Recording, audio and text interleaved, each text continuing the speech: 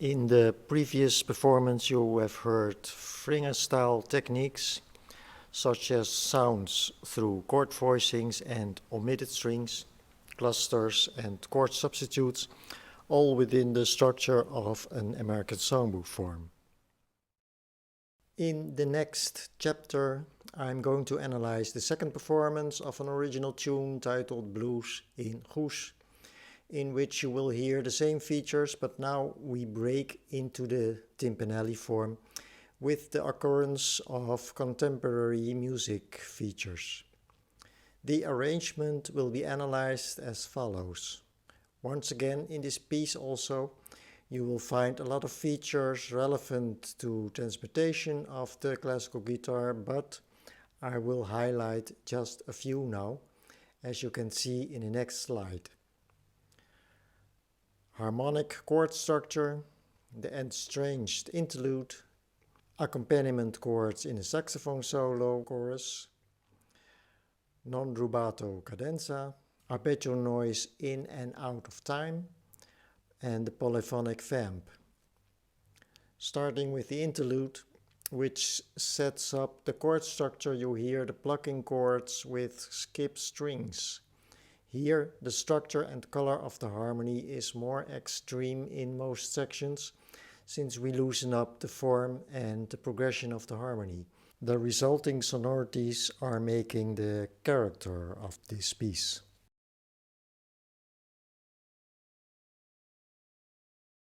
Also, you can see two characteristics of fingerstyle classical guitar technique.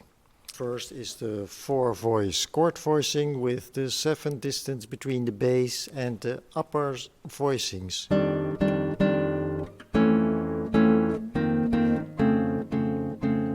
With the skip string voicing, this makes this particular open sound.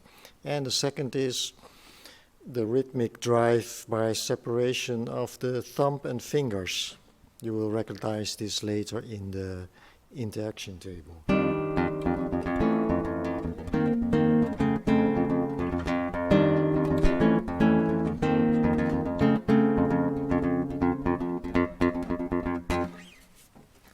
This segment is interrupted with interlude 2, where melodic fragments are captured by silences.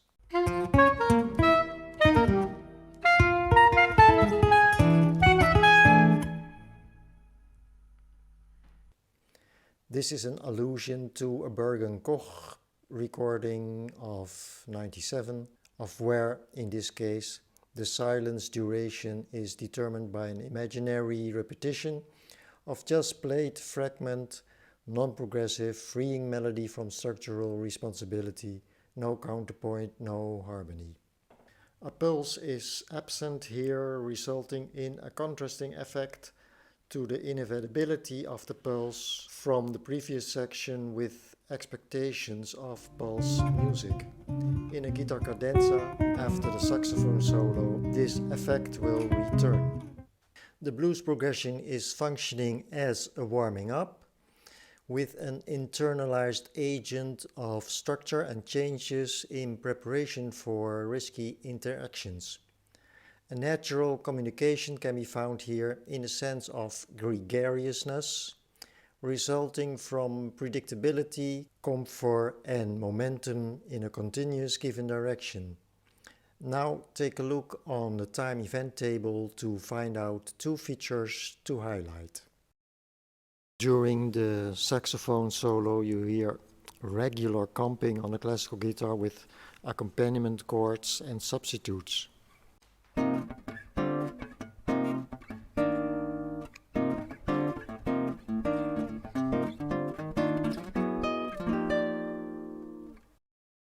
Here you can find a forward motion through the fingerstyle technique with muted bass note fills, after which syncopated chords. The muted sounds are onomatopoeia of drum sounds from the snare or toms. A drummer would respond directly on this.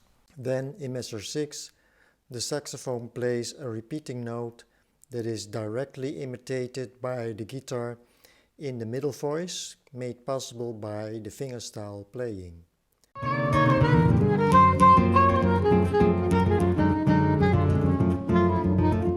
this accompaniment, the saxophone plays notes of D-flat Lydian, creating a contemporary dissonant sound due to the G against the G sharp. Let's listen to the first part.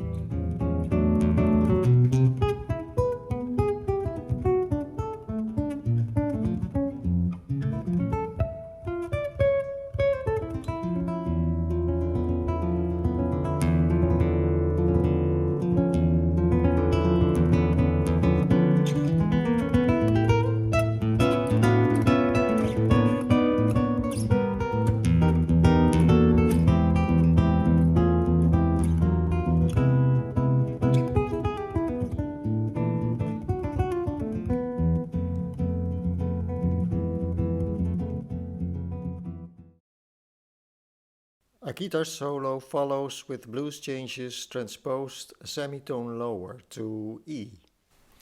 In the second chorus of the guitar in E sus, you will notice a varying floating rhythm arpeggio for 7 bars on a sustained D minor major 9/E chord as a substitute for E sus 7, following Ralph Towner's arpeggio techniques for polymetrical rhythmic groupings. You can see an arpeggio sample from Towner's method for improvising. And exercise 13, which is a repeating 5-note pattern.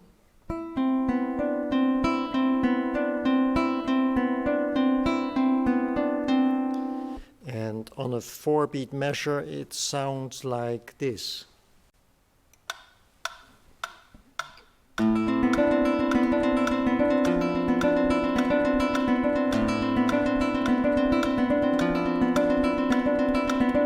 Here's the E sus arpeggio.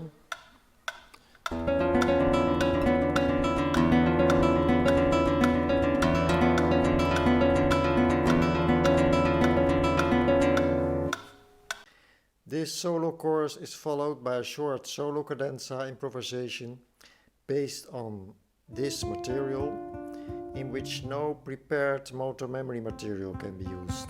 The tempo is stopped and the previously announced silences from interlude 2 can be heard again around a group of flatted 7 and flatted 9 intervals.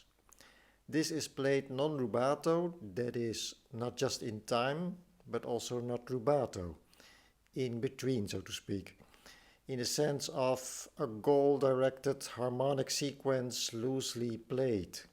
But in the sense of static, non-directional harmony, it is without any pulse, a prolongation of non-functional harmony. A transmutation in which these intervals could be heard as an allusion of a Leo Brouwer composition.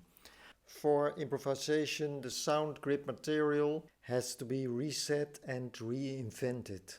No caged form from the usual popular approach to the guitar is possible, and so there are less references or kinesthetic vocabulary from traditional chord melody playing, which you have seen in the blues form. Now a moment of instability versus the smooth flow and predictability is approached in the performance of the previous parts. In the second time event table, you see a transition is played to the recapitulation of interlude 1. It shows a succession of non-tonal chords on an F-sharp drone with irregular arpeggio noise with accents of the right hand fingers.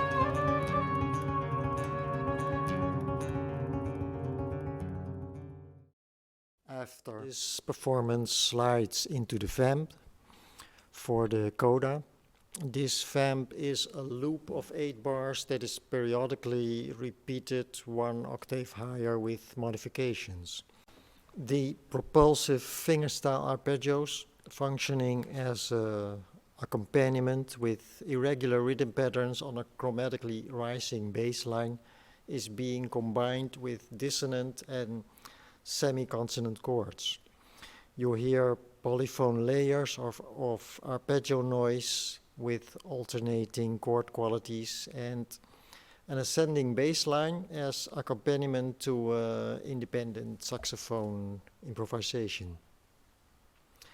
So this chord sequence is basically, this is basically C7, then F sus, F sharp diminished, C slash G, G sharp diminished, A minor 7, C7, E7. And it turned out to be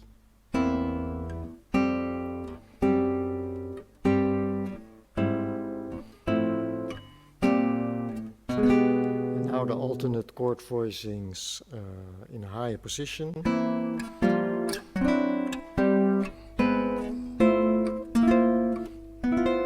And this chord sounds like a dominant, but it's already F major 7 raised 4 with a 4 in the bass.